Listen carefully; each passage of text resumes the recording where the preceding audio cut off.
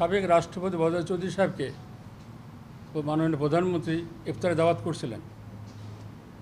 তার অর্থ যে উনি সরকারের বিরুদ্ধে নন, নাহলে আর কেউ আমন্ত্রণ করেননি শেখ হাসিনা। উনি হেড টেবিলে আমার পাশে বসছিলেন। এর মধ্যে তো প্রতিমান হয় না যে উনি মৃত্যুবাহিনীতে আছেন। হ্যাঁ, আমরা সরকারের অংশ এখন, কিন্তু আমরা বিরোধী দল।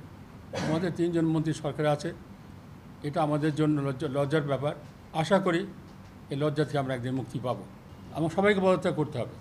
আমার কথা হলো, আমি প্রধানমন্ত্রী বলেছি, উনি বলেছেন আমি সম্মতি জানাবো।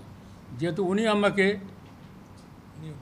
এই এই পদটা দিয়েছেন, সম্মান দিয়েছেন, ওনাকে প্রশ্ন না করে, ওনার অনুমতি ছাড়া করলে অনেক অসম্মানিত করা হবে, সেটা করতে চাই না আমি। কিন্তু কথা দিয়েছেন উনি হয়তো করবেন। নির্বাচনের সময় সর্বময় ক্ষমতার মালিক হলেন চিফ ইলেকশন কমিশন। উনি যদি চান সেনাবাহিনী আসতে পারে, উনি না চান না আসতে পারে। সমস্ত নির্ভর করে ওনার উপর। উনি এখনও পরীক্ষা আমাদের দেন নাই। আগামীতে কী পরীক্ষা দেবেন, সে পরীক্ষায় পাস করবেন কিনা আমি জানি না।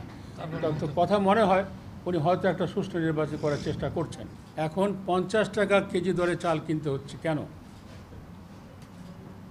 চালের স্টক নাই কেন? যে মন্ত্রী সরকারকে তথ্য দিতে ব্যর্থ হলো, তিনি এখন চাকরিতে আছেন কেন? মাঝখানে 10 টাকায় চাল দেওয়ার কথা শুনেছি আমরা গরিব মানুষকে। এই চাল নিয়ে কি হয়েছে, কি চালবাজি হয়েছে, আমার চেয়ে আপনারা ভালো জানেন।